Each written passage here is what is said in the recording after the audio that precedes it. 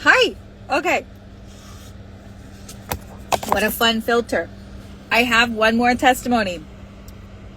It's a dream. It is about, I was drinking my coffee. It's about how in my other church, it's cool because we can take no credit. Some people do have the gift of, I don't know, maybe more of a prophetic gift, which means you get kind of cool messages. It's just a gift, just like singing. It just comes to you. I was in a part of a church, a member of a church, and I think God gave me this dream because I work with children, and I had a dream about a married couple in the church, the wife, and I dreamed that she was pregnant, and that the baby inside of her was not a baby, but that whatever was in her was going to kill her if it did not come out.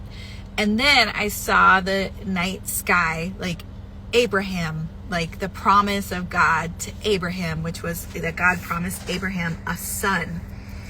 And anyways, this couple, I really didn't talk to them a whole lot. I said hi at church and, hello and goodbye and how's it going, but I didn't know anything. So I knew that this was a mature believer. And so I was like, hey, I had this dream, but I don't want to instill fear, but I want to share it with you. But it's part of God's promise for your life. But the dream was so intense when she actually died in my dream. That's what it was. She died in my dream. And at 2 a.m, I woke up and I texted her and I said, are you okay? We're out of a sleep. And I went back to sleep.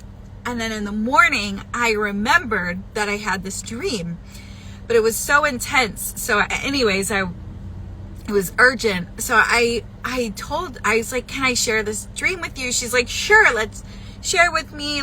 I'm a mature believer. We'll pray about it and we'll figure it out. I'm like, cool. So I shared with her the dream, and here, she was pregnant.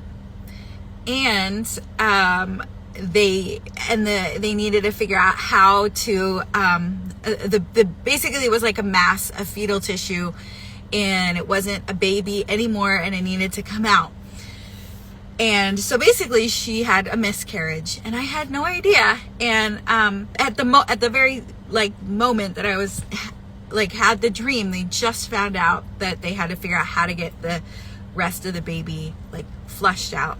And so then it was such a cool thing that God would speak through my dream to confirm to her in that moment that there wasn't anything wrong that she did in my dream, which I specifically told her. And I was like, you didn't do anything wrong in the dream, but what was in you was going to take your life. It was from the enemy. It was, I don't know, something about it, and it needed to come out, but God's promise still remains that you'll have children.